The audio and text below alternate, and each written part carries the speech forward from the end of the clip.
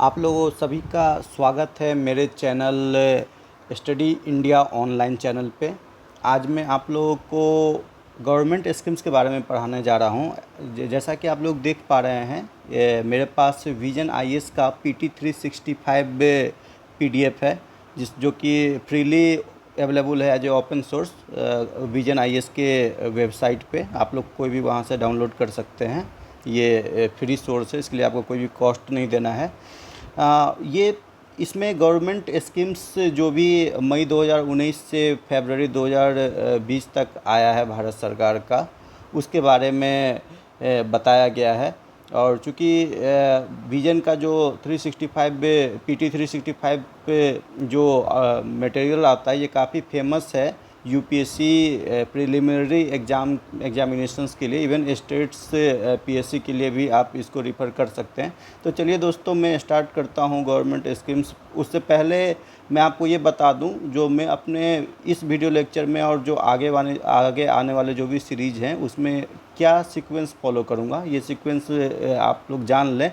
इससे आपको आसानी होगा रिवीजन करने में। देखिए दोस्तों, ये जो गवर्नमेंट स्कीम्स दिया हुआ है, ये मिनिस्ट्रीज वाइज दिया हुआ है। मतलब जैसे कि पहला दिया हुआ है agriculture, ministry of agriculture and farmer welfare. उसके बाद दूसरा है ministry of fisheries animal husbandry and dairying. तीसरा है मिनिस्ट्री ऑफ आयुष। मतलब ये मिनिस्ट्रीज, हर एक मिनिस्ट्री का जो भी आया हुआ है गवर्नमेंट स्कीम्स, योजनाएं जिसको हिंदी में बोलते हैं, उसको दिया गया है मिनिस्ट्रीज वाइज। तो ये पढ़ने में काफ़ी आसान होगा। हम भी जो पढ़ेंगे अभी, वो हम मिनिस्ट्रीज वाइज ही एक एक करके हम पढ़ेंगे। एक एक करके हम पहले हम एक मिनिस्ट्री का जितना भी योजना है उसको हम कवर कर लेंगे। एक मिनिस्ट्री के अंडर में जो भी स्कीम्स आ रहा है, उसके बाद फिर हम दूसरे मिनिस्ट्रीज़ के अंडर में जो भी स्कीम्स आ रहा है उसको कवर कर लेंगे। और चूँकि वीडियो को मैं छोटा बनाने के लिए, जो कि रिवीजन में आसानी हो, मैं एक स्कीम को एक के वीडियो में बनाऊँगा। और आप एक प्लेलिस्ट में आप पूरे ये गवर्नमेंट स्कीम्स को आप बार बार रिवाइज कर पाएंगे, आपको आसानी होगा। तो चलिए दोस्तों, अब हम स्टार्ट करते हैं। पहला जो फर्स्ट ऑफ मिनिस्ट्री जो है, वो है ministry of agriculture and farmer welfare. जो किसान से संबंधित जो मिनिस्ट्री है, अपना कृषि विभाग से संबंधित, उसका जो भी योजना है उसको हम एक एक करके कवर करते हैं। पहला योजना आप लोग देख रहे हैं, प्रधानमंत्री किसान सम्मान निधि PM किसान। ये काफ़ी महत्वपूर्ण और बहुत ही इम्पोर्टेंट योजना है, और ये स्टार्ट भी इससे ही किया गया है, तो ये काफ़ी अच्छा है। चलिए हम इसे पढ़ते हैं पहले।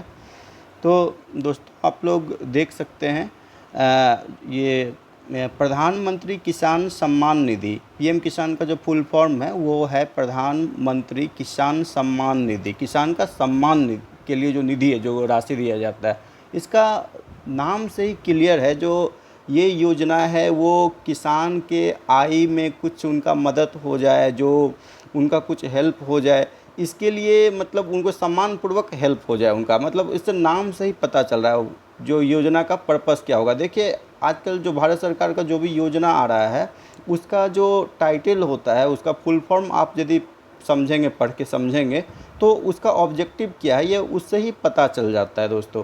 तो बहुत हद तक पता चल जाता है ये, यदि आपको पता है तो आप इवन ऑब्जेक्टिव क्वेश्चंस में भी आप ऑप्शंस पकड़ने में भी आपको आसानी होगा। तो आपको नाम तो कृपया ज़रूरी आप जानें। जैसे PM किसान का नाम है प्रधानमंत्री किसान सम्मान निधि, इससे ही पता चल जा रहा है अच्छा, ये कुछ किसान को के लिए कुछ सम्मान निधि, मतलब उनको सम्मानपूर्वक कुछ आय, उनका बढ़ोतरी हो, कुछ उसमें सपोर्ट कर दें, इस टाइप का कुछ इसमें उद्देश्य होगा। और वास्तव में भी वही है। चलिए हम पढ़ते हैं इसका ऑब्जेक्टिव क्या है। देखिए, इसका पहला ऑब्जेक्टिव है, देखिए पहले मैं बता दूं, जो ये PDF इसमें काफ़ी अच्छे ढंग से दिया गया है। पहले ये ऑब्जेक्टिव सेक्शंस में बता दिया गया है इसका क्या ऑब्जेक्टिव क्या है, मतलब इसका उद्देश्य क्या है किसी भी योजना का। उसका साइलेंट फीचर्स दिया गया, मतलब अब उसका जो विशेषताएं क्या है, योजना का जो अलग अलग पॉइंट, एक एक बिंदु, उसको दिया गया है इसमें। तो चलिए हम इसका ऑब्जेक्टिव पढ़ते हैं PM किसान का। पहला ऑब्जेक्टिव इसका ये है, to provide income support to all small and marginal land holding farmer families having cultivable land। जैसा कि मैंने आप लोगों को बताया, ये जो छोटे और मध्यम वर्ग के जो भी किसान हैं, जिनके पास खेती हर भूमि है, उनको मदद करने के लिए ये योजना का मेन पर्पस है, जो छोटे और मध्यम वर्ग के किसान हैं। और दूसरा क्या ऑब्जेक्टिव है, to supplement the financial needs of the farmers in procuring various inputs to ensure proper crop health and appropriate yields commensurate with the anticipated farm income. मतलब देखिए, खेती में जो अपने जो किसान होते हैं उनको बहुत सारे इक्विपमेंट खरीदना होता है, उसकी ज़रूरत होती है खेती करने के लिए। तो उनके लिए भी उनको पहले क्या होता था, जो कि पैसा मनी लेंडर सबसे लोन लेना होता था, आसानी से वो भी मिलता नहीं है, काफ़ी ज़्यादा हाई इंटरेस्ट पे मिलता है। तो वो सब में चक्कर में किसान ना फंसे, उनको थोड़ा मदद कर दिया जाए सरकार के तरफ से।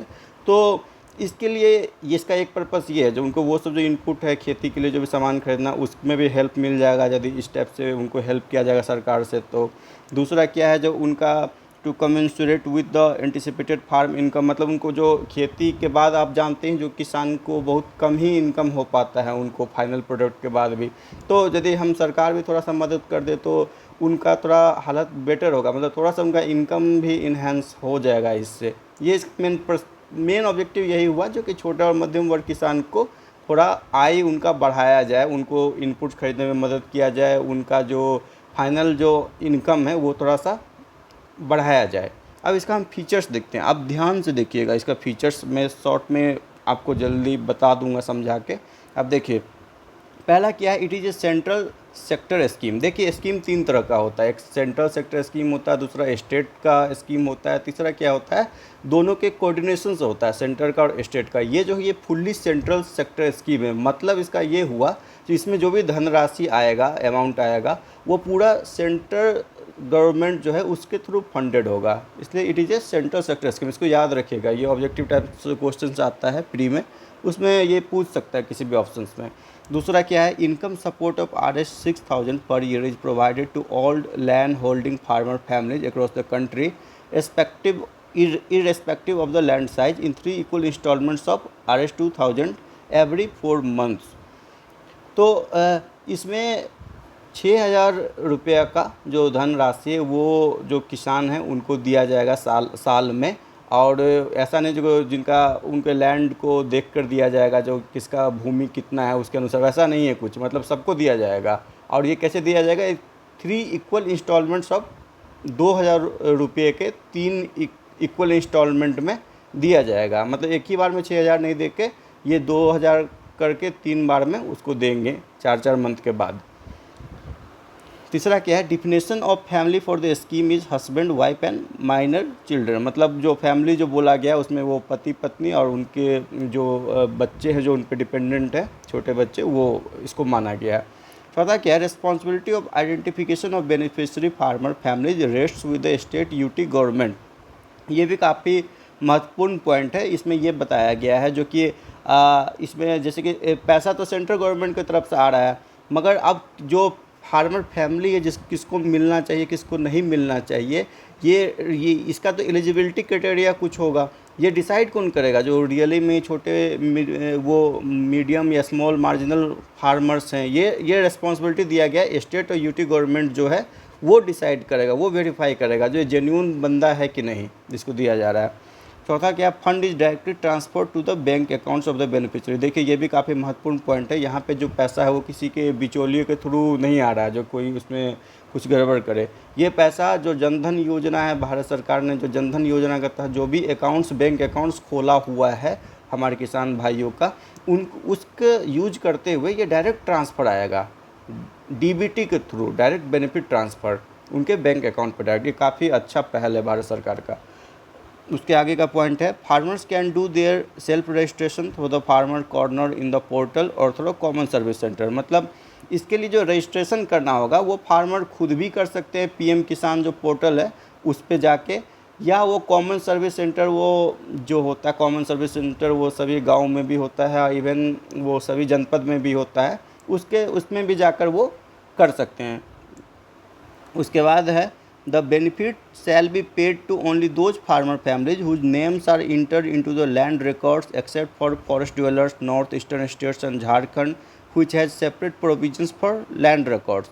मतलब ये जो बेनिफिट है वो उन्हीं फार्मर को दिया जाएगा जिनका कि लैंड रिकॉर्ड में नाम भी है, नाम होना चाहिए उनका लैंड रिकॉर्ड में। और ये लैंड रिकॉर्ड्स वाला जो रूल होता है ना, वो कुछ फॉरेस्ट ड्वेलर्स या नॉर्थ ईस्टर्न स्टेट से, इवन झारखंड जो स्टेट है उसमें थोड़ा रूल डिफरेंट होता है, तो उनको एक्सेप्शन दिया गया है।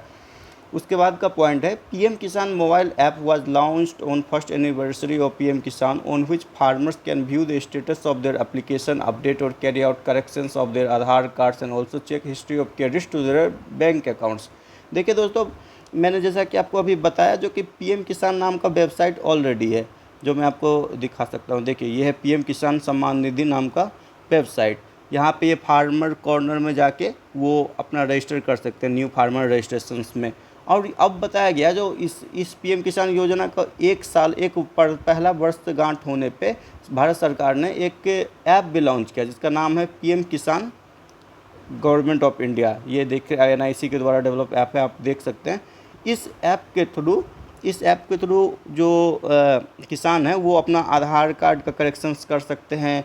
उनका क्रेडिट जो है 6,000 का जो इंस्टॉलमेंट 2-2 हज़ार का है वो आया कि नहीं आया उसका हिस्ट्री भी देख सकते हैं। काफ़ी अच्छा है क्योंकि आजकल मोबाइल तो बहुत के पास है, तो मगर वेबसाइट से देखना सीएससी के पास जाए कॉमन सर्विस सेंटर, वो उससे आसान है जो आप मोबाइल पे देख सकते हैं।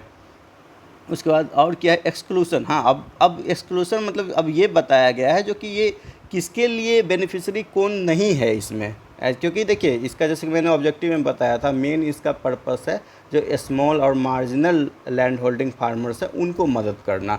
इसलिए कुछ एक्सक्लूसन लिस्ट भी रखा गया है, मतलब जिनको कि इसका ज़रूरत नहीं है उनको क्यों दिया जाए, जिसको ज़रूरत है उसके लिए सरकार दे रही है। तो एक्सक्लूसन लिस्ट में certain categories of beneficiaries of higher income status such as institutional landholders, former and present holder of constitutional post, persons who paid income tax in last assessment year etc.